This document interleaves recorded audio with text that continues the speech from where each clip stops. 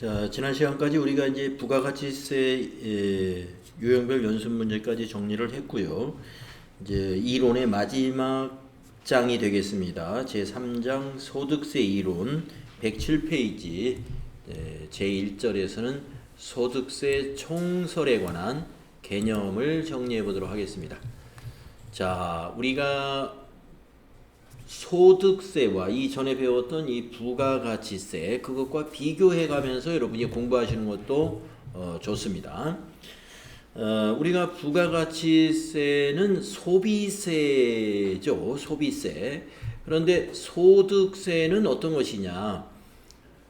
소득세는 개인이 얻은 소득에 대해서 부과하고 있는 그 소득에 대해서 부과하는 조세입니다.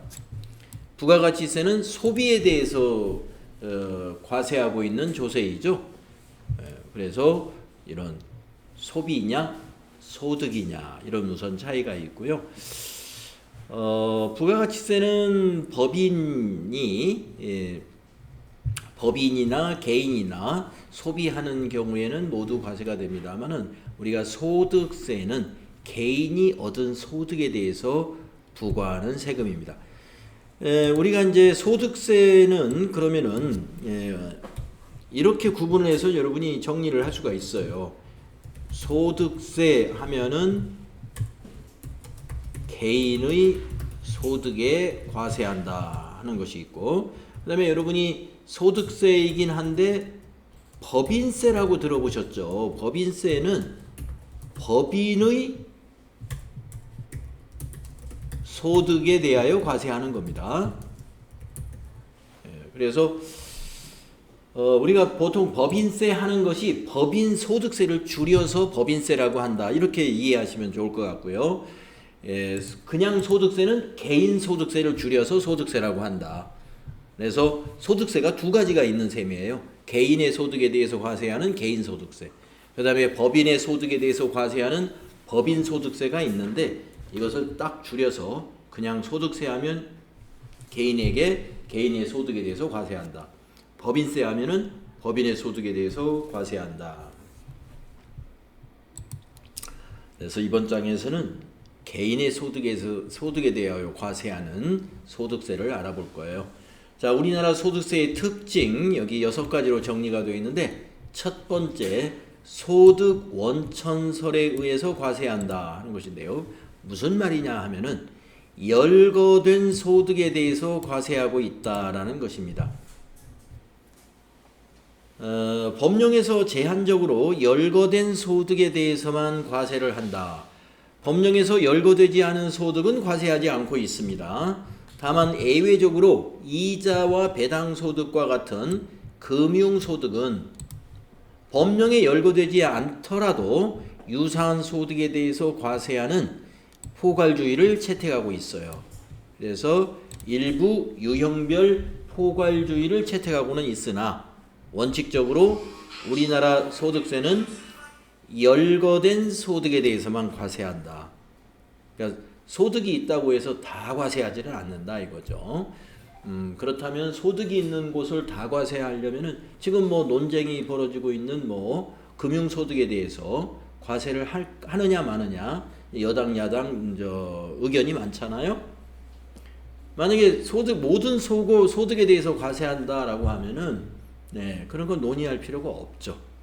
그래서 지금 우리가 개인들의 소득이 있지만 과세하지 않는 열거되지 않은 소득이 많이 있어요. 그래서 열거된 소득에 대해서 과세하는 열거주의라고도 하고 열거주의도 기억을 해주시면 되겠어요.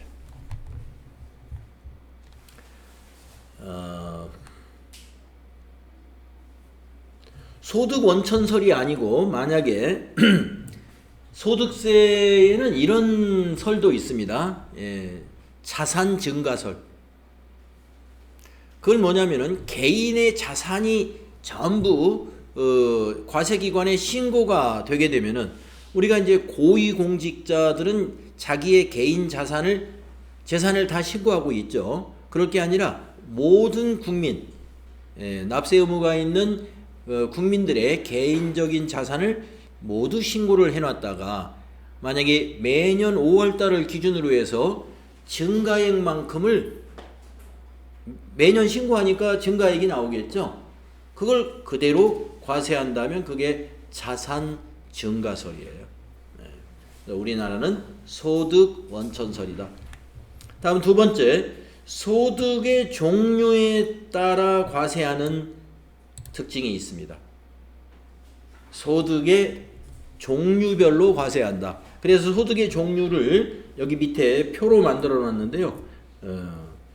이 6가지하고 밑에 2가지가 서로 구분이 됩니다. 그러니까 개인소득세는 모두 8가지예요. 8가지인데 지금 주 1에서 보면은 첫 줄에 있는 이자, 배당, 사업, 근로, 연금, 기타. 예, 우리가 이자소득, 배당소득, 사업소득, 근로소득, 연금소득, 기타소득을 앞자를 따가지고 외울 때 2배사 근연기 이렇게 외웁니다. 2배사 근연기. 예, 왜 이걸 외울까요? 2배사 근연기가 종합과세되는 6가지 과세 6가지 세목이기 때문에 그래요. 종합과세되는 소득이 무엇이냐 하면은 2배사 근연기다. 이것을 원칙으로 하고 있어요. 2배사 근연기는 종합과세를 원칙으로 합니다. 종합과세라는 말은요, 6가지 소득 금액을 합산해서 과세한다. 이것을 원칙으로 하고 있습니다. 하지만 분리과세를 또 적용을 해주기 때문에 복잡해요. 종합과세를 전부 하면은 간단한데, 종합과세가 원칙인데 특정한 소득에 대해서는 분리과세한다. 이 말을 원천징수로서 과세를 종결한다. 세금을 한 번 내기는 냅니다. 내는데 종합과세라고 하게 되면요, 세금 계산을 2번 하는 거예요. 그렇다고 세금을 2번 내는 건 아닌데, 일단 1차로 원천징수하고 그리고 다시 합산해가지고 계산해서 원천징수로 납부한 세금을 뺀 나머지를 납부하는 거. 이것을 우리는 종합과세라고 그래요. 이것을 원칙으로 하고 있어요. 6가지는. 그런데 일부 분리과세가 있기 때문에 이 예외되는 분리과세를 우리가 잘 챙겨서 공부를 해두는 것이 또 필요하죠. 그 다음에 밑에 있는 퇴직소득과 양도소득은 분류과세라고 그래요. 분류과세. 분류과세는 종합과세 하지 않는다. 개별과세 한다는 뜻입니다. 분류과세. 장기간에 걸쳐 발생하는 퇴직이나 양도소득은 다른 소득과 합산하지 않는다 이거예요. 별도로 과세한다. 그러니까 우리가 퇴직소득이라는 것은 물론 1년 근무하고 퇴직하면서 퇴직금을 받을 수도 있지만 대개의 경우는 3년, 5년, 10년, 30년, 40년 이렇게 장기간에 연속적으로 근무함으로써 발생한 거거든요. 그렇기 때문에 이자, 배당, 사업소득, 근로연금, 기타소득은 1년에 한 번씩 딱딱 신고한단 말이에요. 그래서 그 성격이 다르다. 그래서 분류과세하고 있고요. 양도소득도 마찬가지입니다. 양도소득은 보통 부동산에 우리가 해당이 되겠는데, 부동산도 1년 만에 가격 변동은 그렇게 많지가 않죠. 그러나 10년, 20년, 30년 장기간이 흐르게 되면은 양도 차익이 많이 발생할 수가 있어요. 네, 그래서 이러한 장기간에 걸쳐 발생하는 소득으로 분류되는 퇴직과 양도소득을 우리는 분류과세라고 한다. 자, 8가지 소득세 종류 꼭 암기해 둬야 됩니다.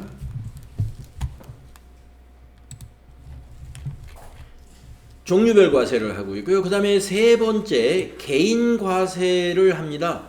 개인 단위로 과세한다. 네. 개인 과세로 과세한다. 소득세법은 개인을 단위로 하여 소득세를 과세합니다. 다만 예외적으로 동거하는 가족과 함께 공동사업을 하는 경우에는 손익 분배 비율을 허위로 정하는 사유가 있을 경우에는 예외적으로 합산하여 과세하기도 합니다. 네. 그러니까 과세 표준을 낮추려고 혼자 사업을 하는 건데 과세 표준을 낮춰서 낮은 세율을 적용받기 위해서 가족끼리 공동 사업을 하는 것처럼 허위로 만약에 신고가 되었다면은 그거는 합산하게 된다 이거죠. 그런 허위 공동 사업을 제외하고서는 전부 개인 단위 과세다. 다음 네 번째, 원천 징수를 하는 제도가 있어요. 우리 부가가치세에서는 원천 징수라고 표현을 안 하고 거래 징수라고 표현을 하죠. 공급자가 공급받는 자에게 세금을 미리 받잖아요. 그걸 거래 징수라고 하는데, 소득세는 소득 금액을 지급하는 자가 소득자에게 세금을 징수해요. 그것을 원천 징수라고 합니다. 부가가치세법의 거래 징수하고 비교해서 기억해 주시면 되겠습니다. 자, 그러면 원천 징수란 무엇이냐? 소득을 지급하는 자가 지급받는 자에게 조세를 징수하여 국가나 지방자치단체에 납부하는 제도예요. 그래서 우리는 소득을 지급하는 자가 대부분 다 사업자잖아요. 네, 사업자가 지급을 할 텐데 그런 사업자를 우리는 원천징수 의무자라고 하죠. 원천징수 의무자. 자, 원천징수에 대해서 주석 2번이 있는데 한번 읽어보고 볼까요? 다음 페이지 주 2에 보시면은요, 우리나라 원천징수의 유형은 다음과 같다. 두 가지가 있다는 거예요. 하나는 예납적인 원천징수, 또 하나는 완납적 원천징수가 있는데요. 예납적 원천징수는 아까 우리 소득세 종합과세 2배사 근연기에서 합산하여 징수한다, 과세한다라고 했잖아요. 그 합산하여 과세하는 경우에 예납적 원천징수라고 보시면 돼요. 내용을 읽어보시면 소득을 지급할 때 일단 원천징수합니다. 그러면 세금을 일단 냈어요. 그런데 확정신고할 때 원천징수세액을 기납부세액으로 공제하고 또 세금 신고를 하는 거예요. 그러면 여기 소득세에서는 우리가 확정신고라는 것은 매년 5월에 신고하는 것을 말하는 거예요. 매년 5월. 우리가 부가가치세는 확정신고가 1기 확정이다 그러면은 4, 5, 6거를 7월에 신고하는 거, 2기 확정이다 그러면 10, 11, 12월 거를 1월에 신고하는 것을 우리가 확정신고라고 그러잖아요. 네, 예정 때 누락된 거 같이 확정신고 기간에 해당되는 거하고 같이 신고한다. 근데 소득세는 확정신고를 언제 하느냐면 1년에 한 번 5월에 하는 거예요. 그래서 원천징수하고 그것을 다시 확정신고 때 이제 합산하는 거예요.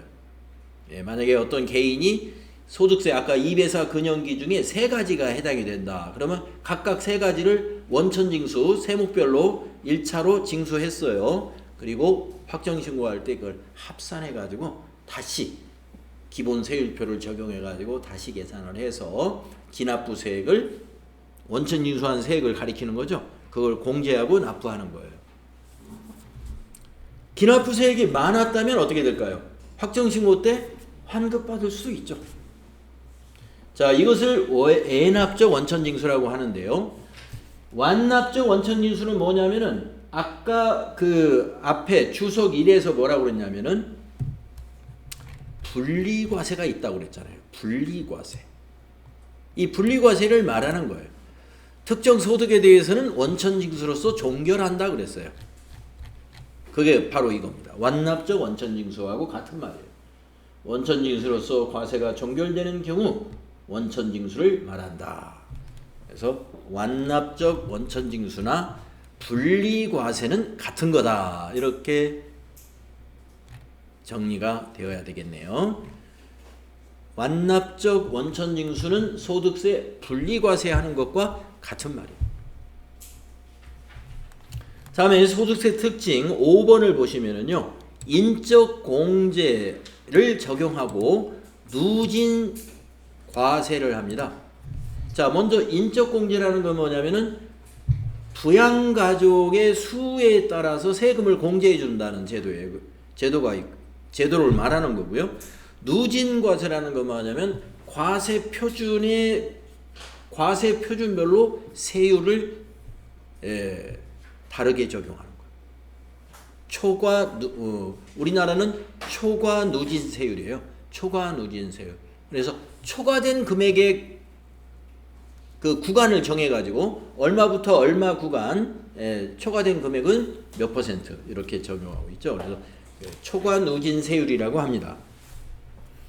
자, 그래서 우리 소득세 인적공제가 적용되죠. 여러분 그 부가가치세 인적공제가 있나요? 네, 없어요. 그러나 소득세는 인적공제가 제공된다 해서 인세라고 돼요. 인세라고 표현하는 게 인적공제를 적용하는 조세다. 그리고 부가가치세에서는 아마 여러분 물세라고 정리하는 내용을 보셨는지 모르겠어요. 물세, 인적공제를 적용받지 않는 조세를 물세라고 구분합니다. 그래서 소득세는 인세이다. 소득세는 개인 소득에 대하여 부과되기 때문에 부양가족에 따라 개인별 부담 능력이 다르다. 소득세법은 이를 고려하여 소득에 대한 인적공제 제도를 채택하고 있다. 이와 더불어 소득세의 소득 재분배 기능을 위해 누진세율 채택하고 있다.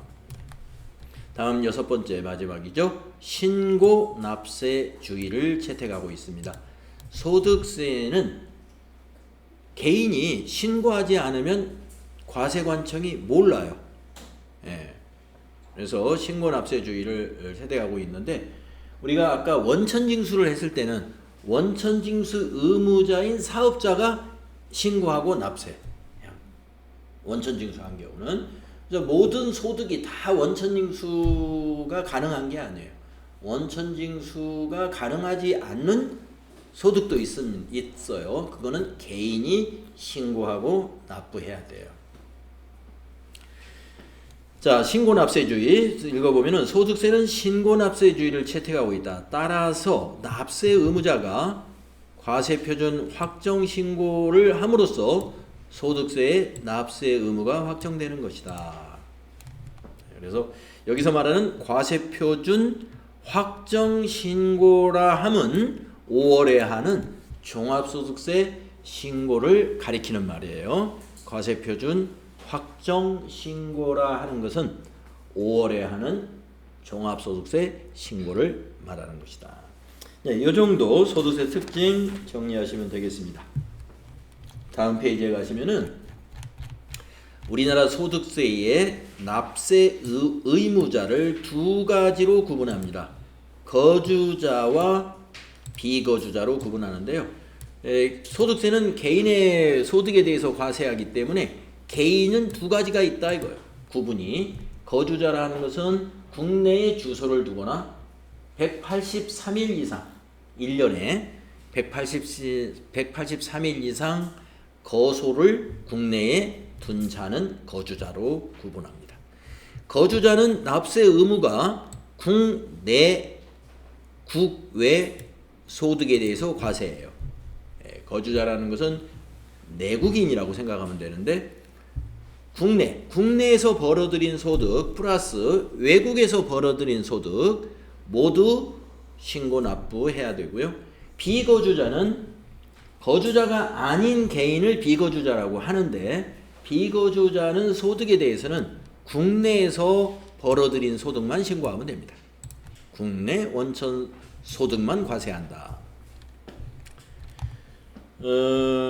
그리고 이제 주소의 판정에 대한 거 한번 읽어보고 가면 됩니다. 주소의 판정 기준.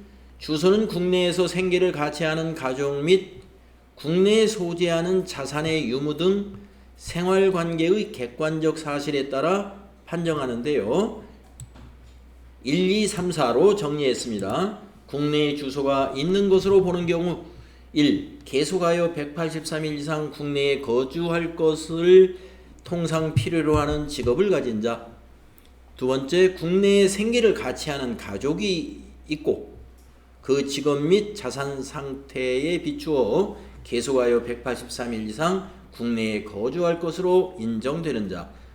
대부분의 사람들이 다 2번에 해당이 되죠. 3번, 외국을 항행하는 선박이나 항공기의 승무원의 경우에 그 승무원과 생계를 같이 하는 가족이 거주하는 장소 또는 그 승무원이 근무하는 기간 외의 기간 중 통상 체재하는 장소가 국내에 있는 자, 이런 경우는 거주자로 본다는 얘기고요. 4번, 거주자나 내국법인의 국외 사업장 또는 해외 현지 법인 등에 파견된 임원 또는 직원이나 국외에서 근무하는 공무원은 모두 거주자에 해당이 된다. 1, 2, 3, 4에 해당되는 사람들이 거주자입니다. 자, 다음 페이지에 보면은 괄호 3번에 법인이 아닌 단체라고 했습니다. 네, 법인이 벌어들인 소득은 법인세에서 과세하기 때문에 여기서 말하는 법인이 아닌 단체라는 것은 법인이 아닌 말 그대로 단체. 예. 자, 여러 가지 단체가 있을 수 있어요. 무슨 마을에 가면은 청년회, 노인회, 부녀회 이런 것도 단체일 수가 있고요. 또 개인 간의 어떤 인연을 가지고 단체를 만들기도 하죠. 무슨 향후회라고도 하는 것도 만들 수 있고 또 학교를 같이 나왔다 해서 동창회 같은 단체를 만들기도 하고 하죠. 그런 단체를 말합니다. 법인이 아닌 단체. 자, 국세기본법에 따른 법인이 아닌 단체 중에 법인으로 보는 단체 외의 단체는 국내의 주사무소 또는 사업의 실질적 관리 장소를 둔 경우에는 1거주자로 보고 과세한다. 그 밖의 경우에는 1비거주자로 보아 소득세법을 적용한다. 그러니까 1비거주자라는 것은 아까 그 비거주자로 보는 단체도 해당이 되는 거예요. 법인이 아닌 단체의 과세 방법은 다음과 같다. 그래서 과세 방법을 보면요.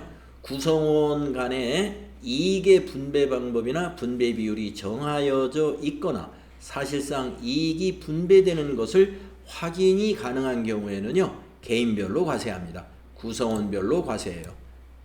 가능하니까. 그런데 구성원 간의 이익 분배 방법이나 분배 비율이 정해져 있지 않았거나 확인되지 않을 때는 단체를 1거주자로 보고 또는 1비거주자로 보고 과세를 한다는 것이죠. 그래서 우리가 단체를 그 지방자치단체에 등록을 하게 되거든요. 그러면 단체 관리번호라는 게 나와요. 사업자 번호하고 똑같아요. 네, 사업자 번호하고. 그래서 그 단체가 벌어들인 소득은 법인이 아니기 때문에 개인 소득세로 과세하고 있다. 이런 얘기예요.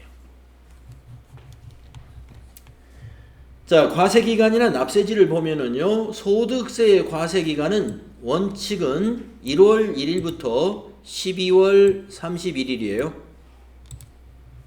예외적으로 사망한 경우에는 1월 1일부터 사망한 날까지를 과세기간으로 보고 있고요.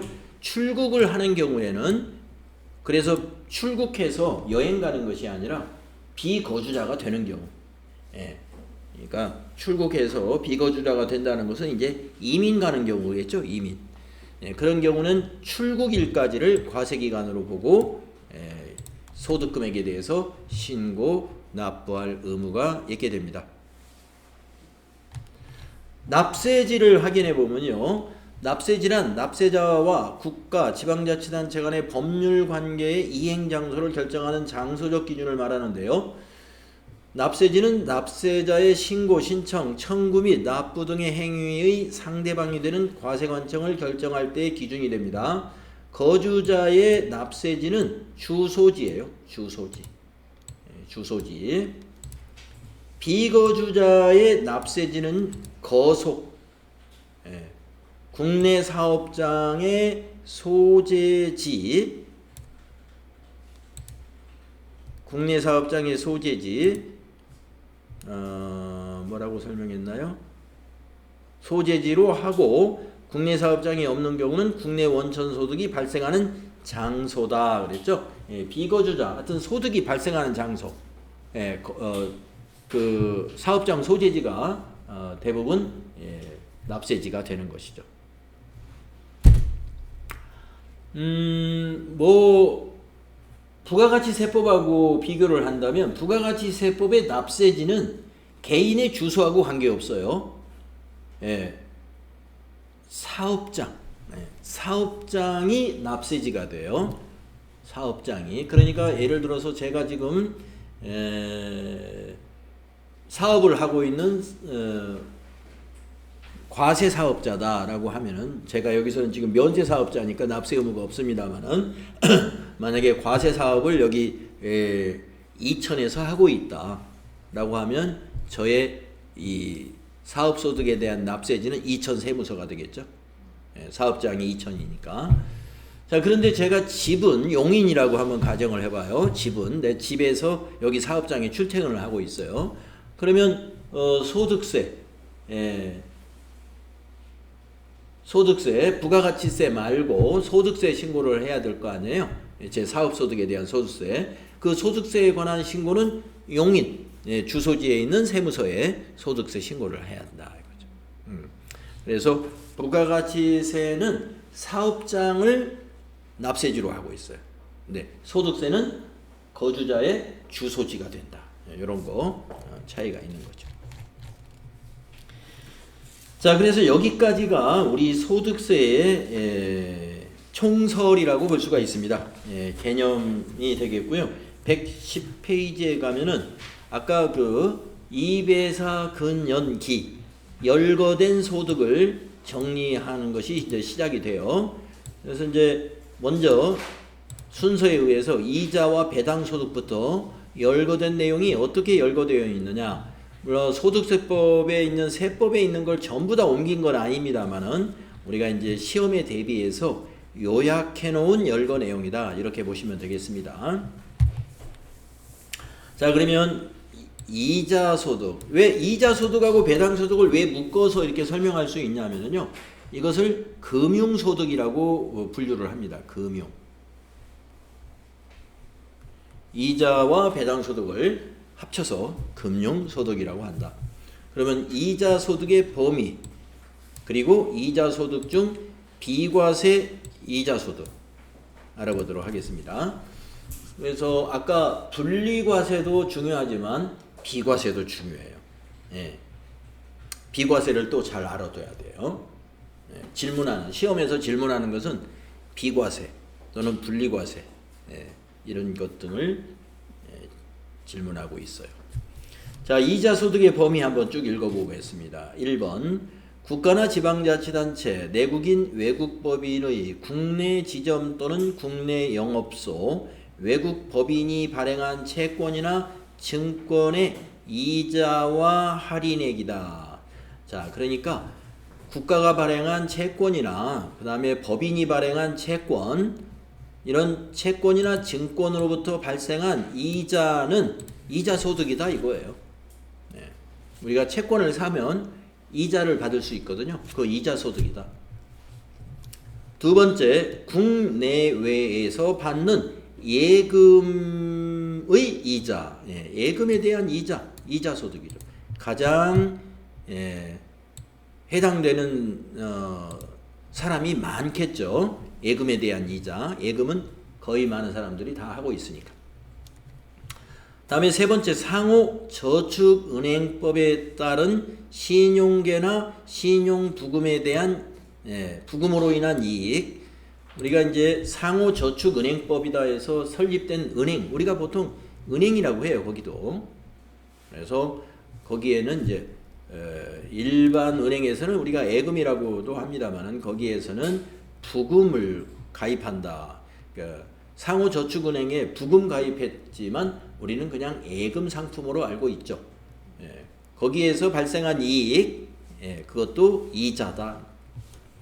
네 번째, 채권이나 증권의 환매 조건부 매매 차익. 네. 우리가 채권은 우리가 이게 환매라는 것은 다시 판매하는 거예요. 그러니까 채권 발행자가 다시 사주는 거. 채권 발행자가 증권도 마찬가지 발행한 자가 다시 사들이는 거. 거기서 매매 차익이 발생한 건 그건 이자다 하는 얘기입니다. 환매 조건부의 채권이나 증권의 매매 차익은 이자 소득으로 본다. 그러니까 이제 만약에 채권 10만 원짜리를 우리가 액면가에 샀는데 그 환매 조건부로 돼 있어 가지고 거기에서 12만 원에 사주기로 했단 말이에요. 1년 후에. 그러면 12만 원에 팔면 2만 원은 이자로 본다 이거 이자. 다음에 5번 저축성 보험의 보험 차익. 우리가 이제 보험에는 보장성 보험도 있습니다만은 일부 저축성 보험이라는 것도 있어요. 그거는 여기 예금과 같은 거예요. 성격이 비슷해요. 그래서 저축성 보험의 보험 차익은 이자 소득이다 이거죠. 직장 공제회 초과 반환금. 자, 직장 공제회는 이제 규모가 큰 직장 같은 경우에 이 협동조합 같은 것을 만들어 가지고 급여에서 세금 말고 신입사원 때부터 계속 이렇게 공제를 급여의 일부를 공제를 해줍니다. 그래서 만약에 내가 원금으로 500만 원을 퇴사할 때까지 500만 원을 그 직장 공제에 납입을 했는데 퇴사할 때 600만 원을 받게 됐다. 그러면 100만 원을 더 받았죠? 그건 초과 반환금. 그게 바로 이자로 과세 대상이 된다. 직장 공제의 초과 반환금 이자 소득의 범위에 해당이 된다. 그 다음에 7번째 비영업대금의 이익이라고 있는데요. 이 비영업대금의 이익은 이자에 해당이 되는데 예금에 대한 이자는 그냥 예금이자라고 하는데요. 비영업대금의 이익은 거래처에 돈을 빌려주고 이자를 받는 것을 말하는 거예요. 우리가 거래처에 돈을 빌려주는 것은 우리가 만약에 신발을 도소매하는 아니면 신발을 제조하는 제조업이다. 그러면 영업은 뭐예요? 신발을 제조하는 게 영업이죠. 근데 돈을 빌려주는 건 뭐예요? 비영업적인 거죠. 그래서 비영업적인 대금으로 즉 대여금, 대여금 돈 빌려주는 게 대여금이죠. 비영업적인 대여금으로 발생한 이익, 그게 바로 이자 소득에 해당이 된다. 다음에 8번 위의 소득과 유사한 소득으로서 금전 사용에 따른 대가로서 성격이 있는 것. 위의 이자 소득을 발생시키는 거래나 행위와 파생상품이 결합된 경우 해당 파생상품의 거래 또는 행위로부터의 이익이다 했습니다. 그래서 일부 금융소득에 대해서는 포괄주의 개념을 적용해 가지고 새로운 금융상품들이 계속 발표가 되기 때문에 일일이 다 열거하지 않더라도 이러한 성격에 유사한 것은 이자소득의 범위에 해당이 된다. 이런 얘기입니다. 자, 비과세 이자소득 보겠습니다. 공익신탁법이라는 게 있어요. 공익신탁법. 정치인들 같은 경우에 그 어떤 정치를 하기 위해서 갔는데 무슨 위원회에 가입을 하는데 자기가 보유하고 있는 주식에 대해서 이렇게 공탁을 해야 된다, 신탁을 해야 된다 이런 얘기 아마 들어보셨을 거예요. 그래서 공익신탁법에 따른 신탁으로 인해서 채권을 만약에 신탁을 하게 됐다라고 하면 그 이익에 대해서 비과세 적용을 해준다는 거고요. 농어가 목돈 마련 저축 비과세에 해당이 됩니다. 농어가 목돈 마련 저축. 농협은행에서 이걸 아마 취급할 거예요. 그 다음에 노인이나 장애인 등에게 해당하는 거주자의 비과세 종합저축이 있습니다. 1인당 5천만 원 이하에 해당이 되는데요. 여기서 65세 노인, 우리나라에서 65세 노인과 장애인에게 적용하고 있어요. 자, 이렇게 해서 비과세 이자 소득 몇 가지, 세 가지밖에 없죠. 공익신탁, 농어가 목돈 마련 저축, 그 다음에 노인, 장애인에게 적용해주는 비과세 종합저축. 이 정도 기억하시면 되겠고. 자, 그 다음에 이제 이자 소득의 수입 시기. 우리가 부가가치세법 공부할 때도 이 수입 시기라는 게 중요하죠. 수입 시기가 공급 시기였어요. 부가가치세법에서는. 공급 시기를 언제로 보느냐에 따라서 뭐가 중요해요? 부가세 납부를 언제 해야 되느냐가 결정이 되기 때문에. 소득세도 마찬가지예요. 수입 시기를 어느 날짜로 보느냐에 따라서 이 소득세를 이번 올해 5월 달에 납부해야 되는지 아니면 다음 연도 5월에 납부해야 되는지 납부 시기가 달라져요. 자, 수입 시기. 그래서 이자 소득의 수입 시기 이게 간단하지는 않아요. 굉장히 표가 크지요. 자, 소득세의 수입 시기는 두 가지 개념을 다 적용하기 때문에 그렇습니다. 네. 그러니까 현금주의도 적용을 해요. 현금주의라는 건 뭐냐면 실제로 소득을 지급받은 날을 수입 시기로 본다는 개념이 현금주의예요. 네. 그런데 약정주의를 적용하는 경우도 많아요. 약정주의는 뭐냐면은 지급받기로 한 날 뭐 이런 식으로 표현된 거예요. 예. 그러니까 실제로 받았든 안 받았든 그걸 판단하는 게 아니라 약정 며칠 날 받기로 했느냐 그걸로 수입 시기를 보고 소득세 신고를 해야 된다는 거죠. 그래서 두 가지인데 그래도 간단하지가 않아요. 종류별로 상당히 보고 있는데 이 수입 시기에 대해서는 여러분이 크게 부담 갖지 마시고 좀 가볍게 시험이 안 나오는 건 아닌데 가끔은 나오는데 너무 복잡하니까 이걸 다 기억하기는 좀 어렵다 이렇게 말씀드립니다. 자, 이자 소득에 볼게요. 채권에 대한 이자를 먼저 볼까요? 채권의 이자나 할인액은 김영식 채권은 약정에 의한 지급일이라고 되어 있죠. 네. 근데 무기명 채권은 지급을 받은 날 이렇게 기명이냐 무기명이냐에 따라서 김영식은 약정주의, 무기명은 현금주의를 채택했어요. 다음에 보통예금, 정기예금, 적금 가장 일반적인 예금에 대한 이자입니다. 실제로 이자를 지급받은 날이에요. 현금주의를 채택했어요.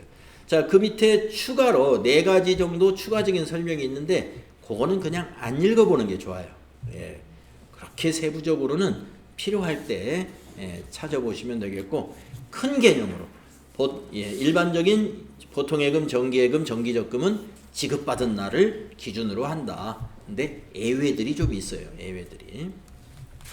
그 다음에 통지예금이라는 예금이 있는데 이 통지예금은 인출일이라는 수입시기가 있습니다. 인출일. 그 다음에 채권이나 증권에 환매조건부가 있다고 그랬죠. 환매조건부 매매차익을 이자로 보잖아요. 그것은 환매수 한 날 또는 환매도 한 날 수입시기로 본다. 저축성보험의 보험차익은 보험금을 지급한 날, 지급일. 보험금 지급을 받은 날이겠죠. 우리 입장에서는. 그 다음에 직장공제의 초과반환금은 지급일이에요. 약정에 의한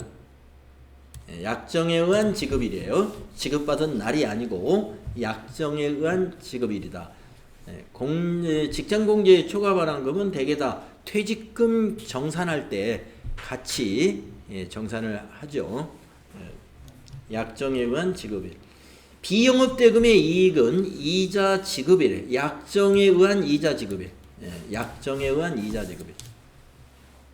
비영업대금의 이익은 서로 차용증을 쓰잖아요. 대여를 해주는 회사와 대여를 받는 회사 또는 개인 간에 차용증을 아마 쓸 거예요. 그 차용증에 이자는 언제 지급하기로 한다. 이런 약정이 있어요. 그거를 수입시기로 본다.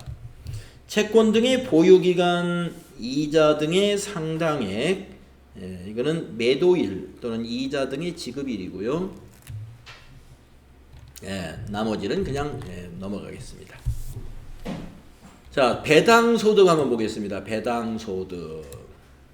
자, 배당소득도 이자소득하고 비슷한 항목이 많아요. 자, 배당소득의 열거된 범위를 보게요. 내국 법인으로부터 받는 이익이나 잉여금의 배당 또는 분배금. 내국 법인이 지급하는 배당이다 이겁니다. 배당소득이 되겠고, 두 번째 법인으로 보는 단체로 받는 배당. 예, 법인으로 보는 단체. 우리가 이제 법인 단체로부터 받는 배당금도 예, 배당소득에 해당이 된다. 의제배당.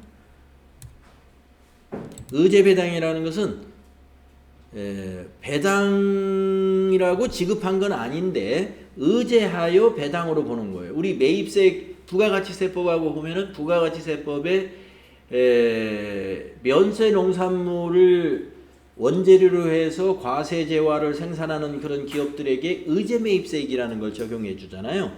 마찬가지로 그때 이제 매입세액이 없는 것을 매입세액으로 인정하는 것을 우리가 의제매입세액이라고 하듯이 배당이 아니지만 법에서 의제하여 배당으로 인정이 되는 경우 의제배당이라고 하고요. 법인세법에서 법인세법에 따라서 배당으로 처분된 금액이 있어요. 법인세 세무조정할 때 주주들에게 지급한 것 중에 주주들에게 지급을 했는데 이걸 회사 경비로 처리했을 때 이거는 회사 경비로 처리할 게 아니다 라고 하면은 회사 경비에서 빼가지고 그 해당된 주주의 배당으로 처분을 한다 하는 그런 내용이 있는데 이것도 배당소득으로 본다. 국내 또는 국외에서 받는 집합투자기구로부터의 이익. 집합투자기구 하면은 펀드 상품이라고 하는 그 투자 상품을 말하는 거예요. 네. 집합투자가 바로 펀드죠. 그래서 펀드에서 우리가 돈을 벌어들인 건 그건 이자가 아니고 배당받는 거예요. 다음에 외국 법인으로부터 받는 이익이나 잉여금으로 배당. 네, 아까 1번은 내국 법인으로부터 받는 배당이고 6번이 이제 외국 법인이죠.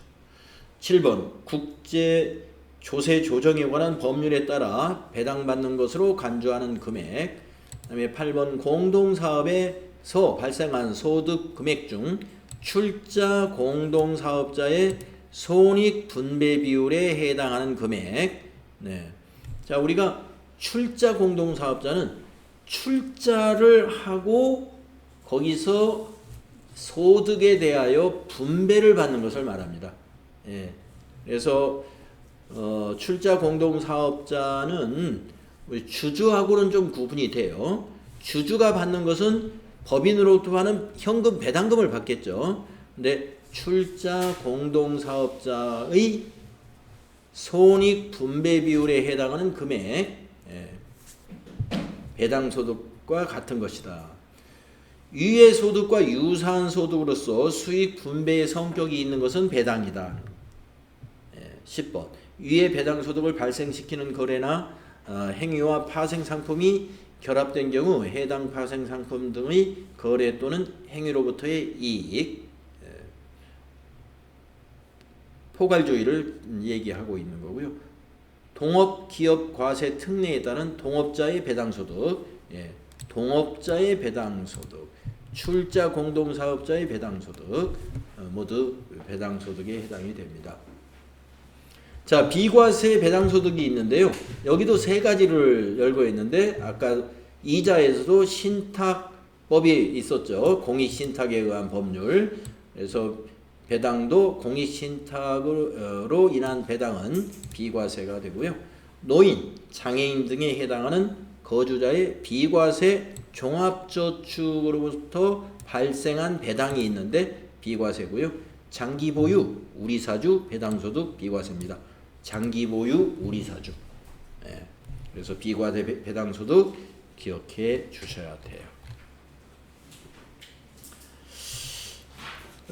배당 소득의 수입 시기하고 그다음에 이제 그보다 더 이제 113페이지에 있는 표가 상당히 중요하니까요.